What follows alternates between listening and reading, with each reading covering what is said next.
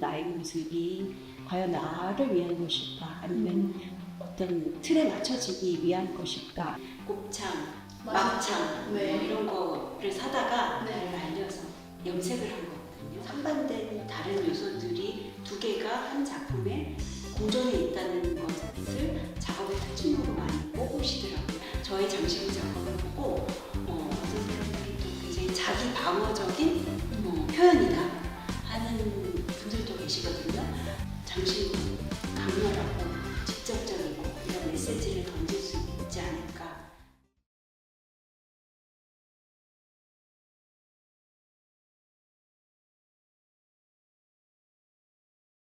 작가님과 함께 이야기 나눠보는 시간 들어봐야 알 것 같은데 저희가 오늘 이 작가님을 만나뵙기 위해서 양평까지 찾아왔습니다. 이유진 작가님 만나뵙겠습니다. 안녕하세요. 안녕하세요. 사랑하고 존경합니다. 단일 립스틱 작품에서 거울 위로 설치된 날카로운 립스틱 형태로 발전한 것도 그렇고 작가님께서 립스틱 설치 작품이 손거울의 피부에 상처를 내도록 하였다라고 표현하신 점이 인상 깊었는데요. 이 두 작품에 대해 설명 부탁드립니다. 네, 그 작업은요, 제가 한국에서 대학원 과정 중에 미국으로 갔을 때 1995년도에 만들어진 설치 작업이거든요. 되게 오래됐네요. 네, 되게 오래됐고요. 사실은 거기서도 금속공예를 전공을 했지만 미국에서 교육과정이 모든 과들이 다 경계가 없이 각 과의 교수님들이 다 평가도 해주시고 어떤 그런데 참여도 해주시고 조언도 해주시고 또 그런 시스템이었기 때문에 좀 뭐랄까 한국에서 당시의 분위기보다는 훨씬 더 경계가 허물어지고 풀어진 자유로운 분위기였어요. 그래서 제 작업도 굉장히 자유롭게 나올 수 있었던 것 같아요. 근데 그거는 제가 아주 사적인 저의 일상으로부터 만들어진 작업이라고 볼 수가 있습니다. 저는 또 여자고 또 당시에는 결혼을 해서 그 유학생활을 했었기 때문에 지금과는 굉장히 분위기가 달랐죠. 여자에 대한 어떤 바라보는 시선, 결혼한 사람에 대한 시선이라든가 그런 것들이 굉장히 달랐기 때문에 제가 작업을 하고 굉장히 바쁜 와중에도 그런 것으로서의 어떤 뭐랄까 저의 그것을 지켜야겠다는 생각에서 항상 학교를 갈 때도 화장을 하고 용어를 단정히 하고 그런 차림으로 가서 작업을 하고 그런 행위들을 하면서 좀 지쳤죠. 그래서 그런 것들이 이게 과연 무엇 때문일까 하는 생각들을 되게 많이 하게 됐죠. 그래서 어떤 고정된 어떤 그런 그 사회나 타인이나 제도나 이런 것을 바라보는 시선들에 대한 의문을 조금 가지기 시작했어요. 그래서 그 사적인 영역과 그 공적인 영역을 결합해서 작업을 골똘히 생각하다 보니까 화장하는 그 립스틱을 칠하고 예쁘게 단장하는 나의 모습이 과연 나를 위한 것일까 아니면 어떤 틀에 맞춰지기 위한 것일까 하는 그런 생각도 하게 됐고요. 그래서 그런 걸 작업으로 좀 해보자. 그래서 내 얘기를 해보자 이런 생각을 하게 됐습니다. 그래서 립스틱 형태에다가 약간 남성의 어떤 성기 같은 그런 형태를 결합시켜서 끝에는 굉장히 날카로운 가시가 달렸고요. 그 다음에 굉장히 동양적인 손거울이 바닥에 놓여 있으면 그게 립스틱이 매일매일 반복적으로 우리가 행하는 그냥 아무 생각 없이 의식 없이 하는 행동처럼 왔다 갔다 하면서 움직이는데 거울에다 상처를 내게 한 작업을 만들게 됐죠. 제 손거울이 피부인 거죠? 피부라고 생각할 수도 있고요. 또 거울이라는 게 얼굴을 바라보는 거잖아요. 그래서 그 스크래치가 나는 그 거울을 이렇게 바라보면 결국은 자기의 피부에 그 뭐랄까 스크래치가 나는 것을 보게 되는 거거든요. 그래서 그런 의미에서 제가 아무래도 피부라고 표현하지 않았을까 그런 생각이 드네요. 뭔가 이 립스틱이라는 작품이 그럼 이제 작가님 내면의 생각이 되게 많이 들어간 작품이네요. 그렇죠. 저의 사적인 영역에서 시작됐다고 했죠. 과연 나를 위한 것일까? 네, 그렇다면 이제 저는 나는 타자로 그리고 타자는 나로 이루어진 나와 타자들 작업을 보고 나는 타인에 대해서만 존재할 수 있다 이런 말이 떠올랐어요. 개인적으로 저는 타인에게 어떤 역할을 연기함으로써 존재한다는 이 말을 인정을 할 때도 있지만 또 동시에 부정을 하고 싶기도 해요. 이 작품에서도 앞서 말한 이 말의 의미가 어느 정도 유사하게 담겨 있는지 아니면 다른 의미가 있는지 궁금합니다. 아, 근데 이 작업은 나라는 I자 형태의 다른 사람의 도장들이 네. 무수하게 각인이 돼 있고요. 그 others, 타인이라는 단어들의 표면에 나의 도장들이 무수하게 찍혀 있는 작업이거든요. 그래서 그 얘기는 이제 말하자면 내가 나로서 어떤 단일한 나로서 존재하기도 하지만 타인에 의해서 보여지는 나로 존재하는 어떤 내 모습, 아까 립스틱 작업을 행한 것처럼 그런 어떤 느낌에서부터 시작이 돼서 나를 타인의 도장으로 막 하고 가는 것이고요. 타인이라는 개념을, 다른 사람의 개념을 타인 그대로 우리가 절대로 파악할 수도 없을 뿐만 아니라 나의 시선으로 파악되는 타인으로 규정짓는 그런 어떤 나의 모습에서 그 작업을 나의 도장으로 이루어진 others, 타인의 그 작업을 하게 된 거거든요. 그래서 그 말에 어떻게 긍정도 부정도 저 동의인지 비동의인지 정확한 대답은 할 수 없지만 작업이 시작은 그런 생각으로부터 그래서 내가 매일 이렇게 화장도 예쁘게 하고 단정하게 하고 학생이지만 또 결혼한 한 여성이자 주부로서의 태도를 갖춰야겠다고 나를 자꾸 정죄하는 그 모습에서 그런 느낌들을 이런 작업까지 끌어내게 했던 것 같습니다. 이제 작가님의 작품들이 연결이 되어 있네요. 네. 타인에 의해서 보여지는 나로 존재하는 어떤 내 모습. 네. 변성하는 살의 꽃과 반지에서 죽은 어떤 것으로부터 태어나는 아름다움을 이야기하고 싶다고 하셨는데 그 이유가 무엇일까요? 제 작업의 특징은 굉장히 서로 다른, 상반된 다른 요소들이 두 개가 한 작품에 이렇게 같이 공존해 있다는 것을 작업의 특징으로 많이 뽑으시더라고요. 그래서 말씀드린 것처럼 그 립스틱 작업도 그랬지만 아까 설명드린 나하고 타자들의 모습도 서로 다른 모습, 상반된 요소가 한 작업 안에 들어 있는 거잖아요.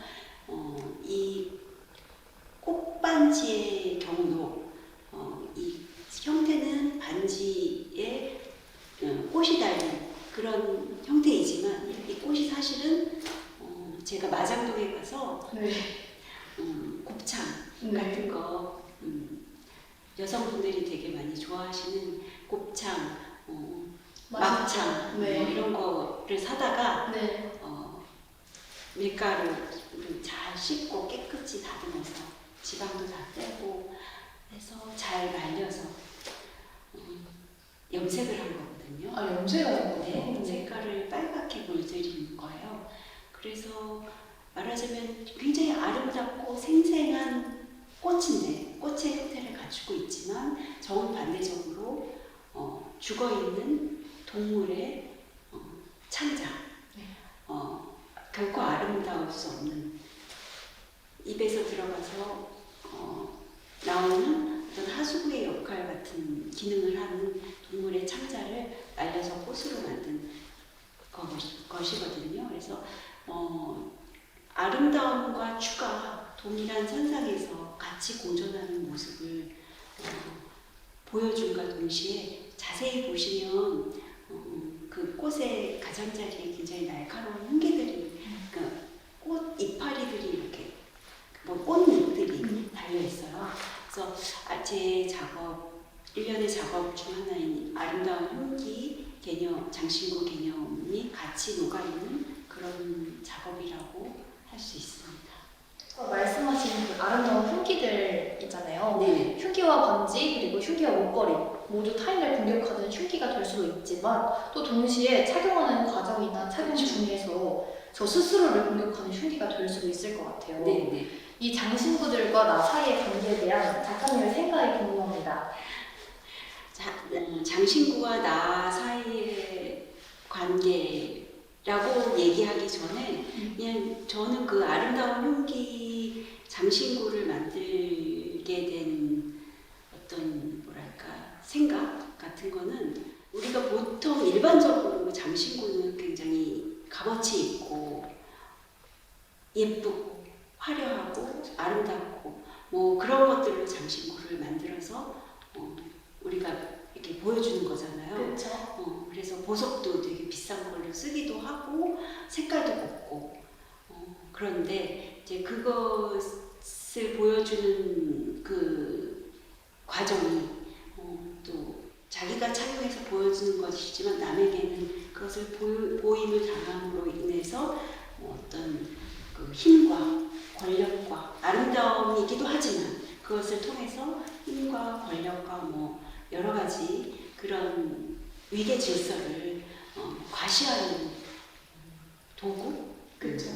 상징물 같은 그런 존재이기도 하잖아요. 그 장신구라는 게 또 그래서 그런 측면에서 저는 그 아름다운 뭐 값비싼 보석들을 빼버리고 거기에 굉장히 위협적이고 폭력적이고 한 그 뾰족뾰족한 흉기들을 집어넣게 된 거죠. 그래서 그런 의미에서 아름다운 흉기라는 제목을 제가 지었고요. 그걸 제 장신구로 좀 강렬하고 직접적이고 이런 메시지를 던질 수 있지 않을까 저의 그런 메시지를 좀 그래서 그렇게 지어봤습니다. 장신구로. 흉기와 반지는 골무가 연상된다고 하셨잖아요. 스스로를 지키는 골무 그리고 타인을 공격하는 흉기가 하나로 합쳐진 모습을 보면서 저는 공격이 최고의 방어다라는 말이 떠올랐어요. 작가님은 이 이야기에 동의를 하시나요? 공격이 방어다 하는 생각 그런 생각이셨네요. 네. 공격이 방어다 이런 생각을 가지고 장신구를 제 장신구를 만든 거는 아니고요. 사회적인 맥락에서 장신구의 개념을 그런 지점으로 이끌어내서 좀 메시지를 던져보고자 만든 건데 굉장히 공격적인 형태를 가지고 있죠. 그렇죠. 네. 그래서 일정 부분은 그런 질문들이 나올 수도 있을 것 같아요. 또 어떤 사람은 공격적이라고도 얘기를 하지만 저의 장신구 작업을 보고 어떤 사람들이 또 굉장히 자기 방어적인 표현이다 하는 분들도 계시거든요. 그런 맥락과 일치하지 않을까 지금 질문의 요지가 그런 것 같아요. 이제 네. 작가님 말씀을 들어보니까 공격과 방어는 사실 같은 말인 것 같거든요. 맞나요? 그 모든 반대적인 게 저는 네. 같은 그 요소들을 지니고 있다고 느껴지거든요. 그러면 이렇게 아름다운 흉기들이 비록 흉기긴 하지만 되게 정형적이고 대칭된 모습 때문인지 좀 아름답다는 생각이 들어요. 작가님은 이 시리즈를 제작하면서 이 정갈한 형태에 대한 영감은 어디서 얻으셨나요? 지금 메시지를 전달을 해야 되니까 뭔가 강력하고 그런 발언을 해야 되는데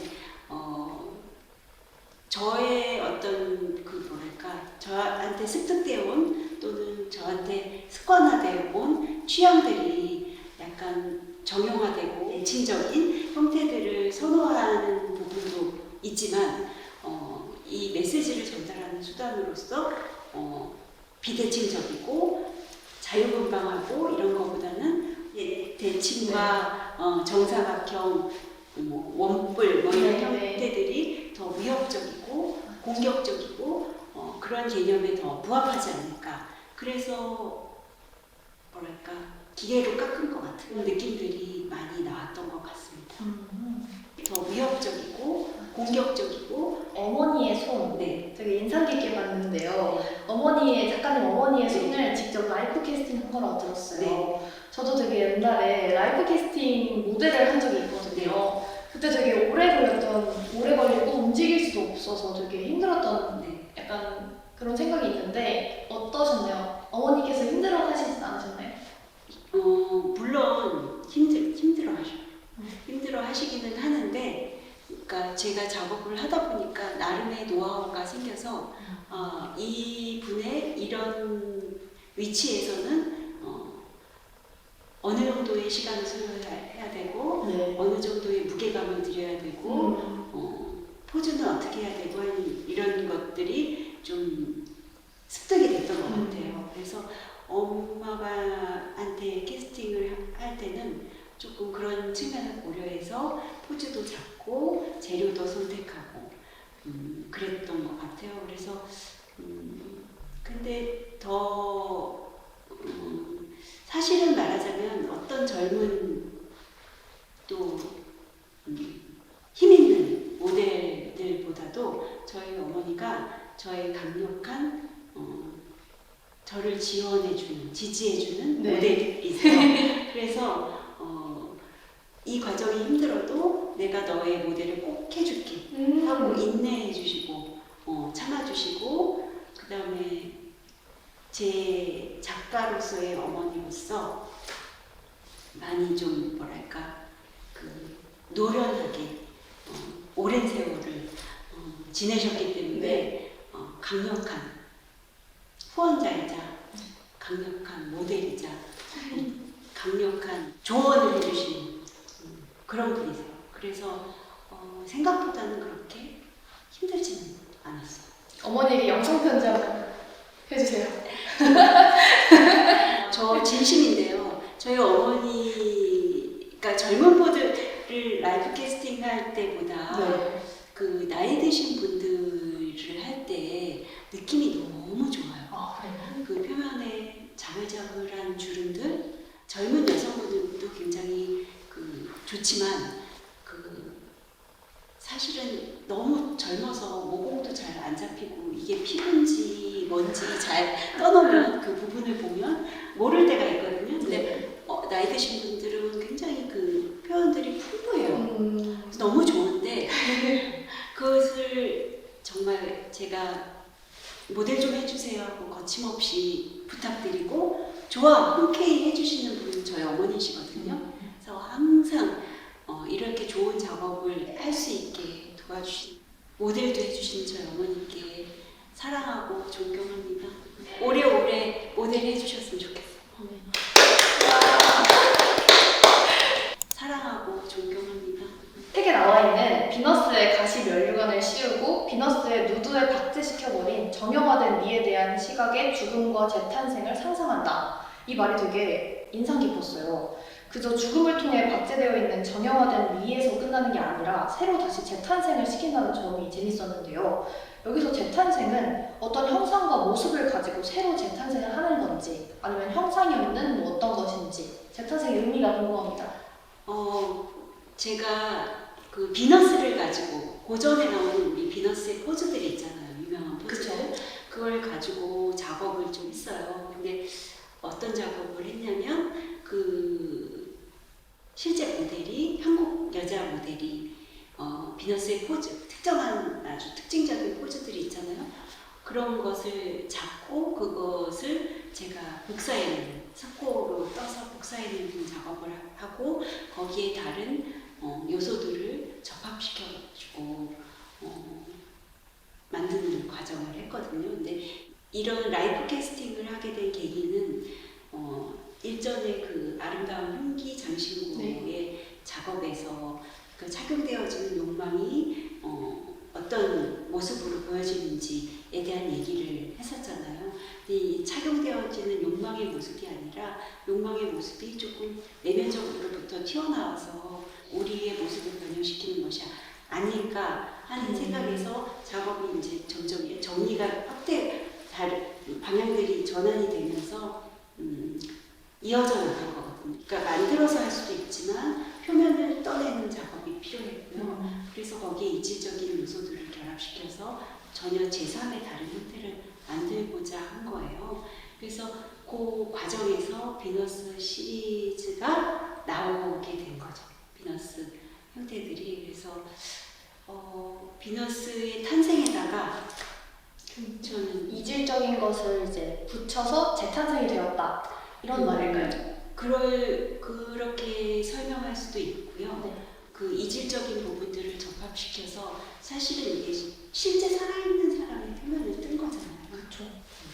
그래서 이게 실제이기도 하지만 떠낸 것에다 다른 형태에서 가상적인 요소이기도 하거든요. 그래서 그 실제와 가상의 어떤 경계에서 뭔가 다른 얘기들을 할 수 있지 않을까 그런 의미에서 비너스 작업을 하게 된 것이고, 또한 비너스가 굉장히 아름다움을 대표하는, 우리가 아름다움을 얘기할 때 비너스를 얘기하잖아요. 네. 그래서 그런 의미에서 그것들이 보여주는 아름다움의 얘기를 나 나름대로의 얘기로 전하면 어떨까 하는 생각에서 재탄생이라고 네. 하는군요. 그래서 이 비너스의 탄생에다가 가심 연료관을 박았거든요. 그래서 거기에 다 스와롭스키를 다 박아가지고 말하자면 반짝반짝 아름답게 빛나는 가심 연료관이에요. 그래서 가심 연료관은 예수님이 사람들, 인간의 죄를 대신해서 고통받고 구원을 하는 상징으로서의 어떤 그런 내용을 담고 있잖아요. 네. 저는 비너스에게 그 가심 연료관을 씌워서 조개 위에서 태어나는 아름다운 아름답고 감동적인 그 비너스의 모습이 아니라, 아름다움이라는 게 내면의 아름다움. 뭔가 그 아름다움을 통해서 말하기는 좀 거창하지만 다른 사람들을 좀 포용하고 구원하고 다른 의미를 전달할 수 있는 게 아름다움이 아닐까 하는 맥락에서 비너스를 차용해서 거기다가 가시는 씌워봤습니다. 그렇군요. 뭔가 되게 신선했어요. 네, 제가 알던 비너스와는 좀 다른 느낌이어서 좀 더 이제 눈에 띄었던 것 같아요. 그 실제와 가상의 어떤 경계에서 뭔가 다른 얘기들을 할 수 있지 않을까. 그릇의 신체 일부가 조각되어 있는 신체와 그릇 시리즈 중에서 모으고 있는 손과 함께 조각된 그릇 작품이 되게 인상 깊었는데요. 모순되는 것들을 함께 담아냄으로써 새로운 것들을 생성한다고 하셨는데, 두 손을 모으면 꼭 그릇 모양이 된다는 점에서 이렇게 되게 비슷하다는 생각이 들더라고요. 어떤 이유로 이 두 손, 이 포즈를 이제 사용하게 되셨는지 궁금합니다. 손이 이렇게 담기는 어떤 그런 느낌도 있고요. 손이라는 느낌이 간절할 때 기도도 하고, 누군가 힘들 때 잡아주기도 하고, 따뜻함을 전하기도 하고, 또 되게 중요한 신체의 부위이기도 하고. 그래서 그냥 무의식적으로 손이라는 부분을 써야겠다 하는 생각도 했겠고요. 사실은 그릇이라는 사물의 어떤 표면의 부분과 손의 부분과를 결합시키는 게 가장 주된 목적이었어요. 서로 동일하게 결코 볼 수 없는 다른 사람의 손, 그다음에 사물의 그릇의 어떤 부분들을 결합시켜서 그 껍데기들을 다시 연결을 해서 하나의 표면으로 이어붙이면 뭔가 새로운 것을 담을 수 있는 가능성의 그릇이 되지 않을까, 그런 생각에서 마찬가지로 반대적인 사람의 표면과 사물의 표면을 결합해서 일명 제가 신체 그릇이라고 얘기를 하기도 하는데요. 사실은 손도 있지만 배꼽도 있고, 배꼽과 그릇을 결합하기도 하고, 엉덩이와 그릇을 결합하기도 하고, 더 나아가서는 엉덩이, 배꼽, 손, 발, 그릇, 책, 여러 가지 부분들을 결합해서 하나의 그 큰 그릇으로 만들기도 하고, 동일한 표면으로 만들기도 하고, 그런 작업을 해내봤습니다. 이 작업에서 이제 가장 중요한 건 그럼 살아있는 것과 살아있지 않은 것을 결합시킨다, 이런 말일까요? 그런 걸 수도 있고요. 네. 사물과 사람이니까. 그 다음에 사물도 가치 있게 생각하는 사물과 그렇지 않은 사물도 있고, 사람도 할머니도 있고 소녀도 있고 머리도 있고 발도 있고, 그러니까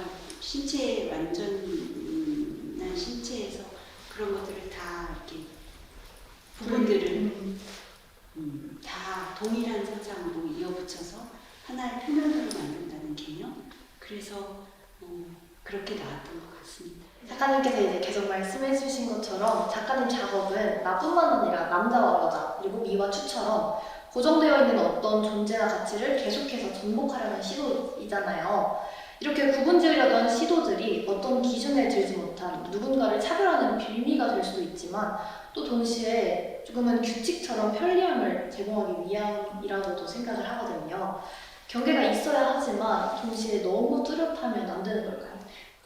너무 뚜렷하면 안 된다기보다는 경계는 있을 수밖에 없는 것 같아요. 우리가 남자로 태어나고 여자로 서로 다른 거잖아요. 그리고 내가 미국에서 태어난 것과 내가 이렇게 한국에서 태어난 인종도 다르고 경계는 있지만 그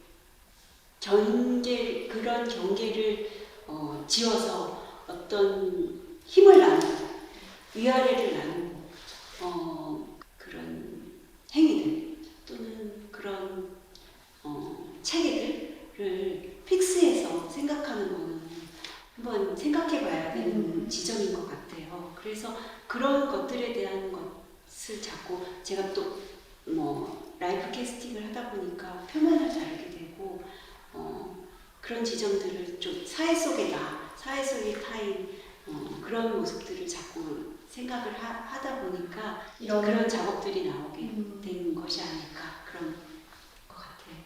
이렇게 흐릿한 경계 속에서 이제 작가님만의 살아남는 방법 그런 것도 있을까요?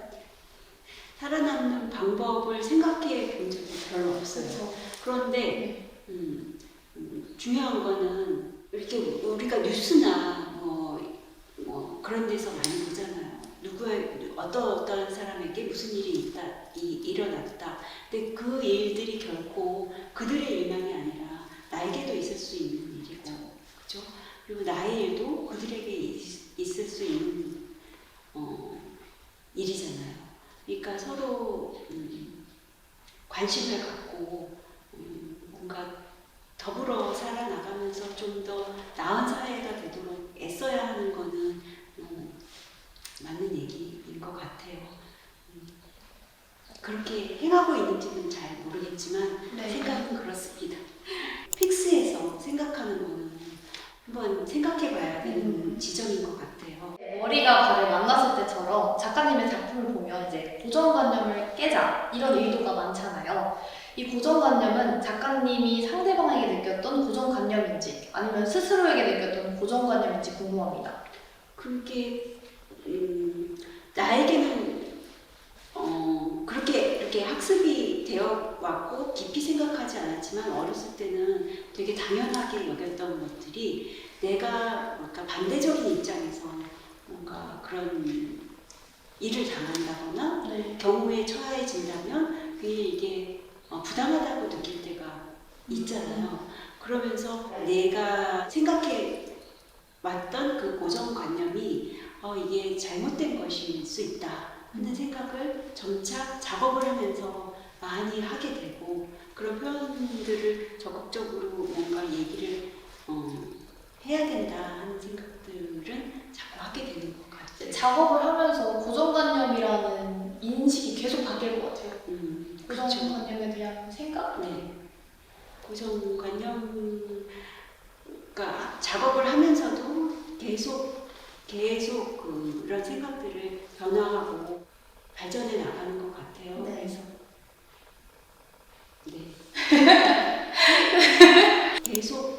계속 그렇다면 작가님의 작품들을 좀 단어들로 정리를 하자면 어떻게 표현할 수 있을까요?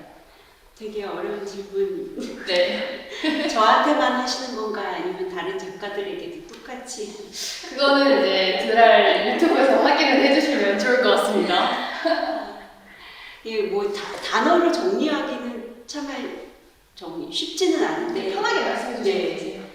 근데 작업하면서 항상 느꼈던 거는 기존에 있던 것들에 대해서 의심을 갖고 뭔가 이렇게 저항하고 내 얘기를 통해서 다른 얘기들을 좀 해야겠다 하는 생각들은 많이 했던 것 같아요. 처음 작업의 과정에서 그 시작점은 항상 그랬던 것 같고요. 그리고 미술이라는 게 어떤 시각적인 것을 다루는 거잖아요.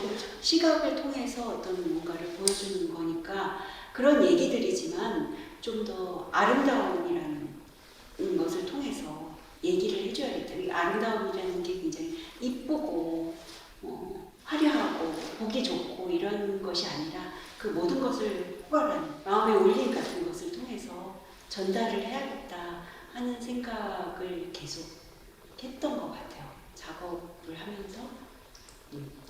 그리고 또 내가 너무 내 작업에 있어서도 관습처럼 그냥 하던 대로 그 관습적인 습관처럼 계속 이어나가기보다는 뭔가 새로운 것을 계속 시도를 해야겠다 생각을 전해야겠다 하는 지점을 작업에서 항상 중요하게 생각하는 것 같아요.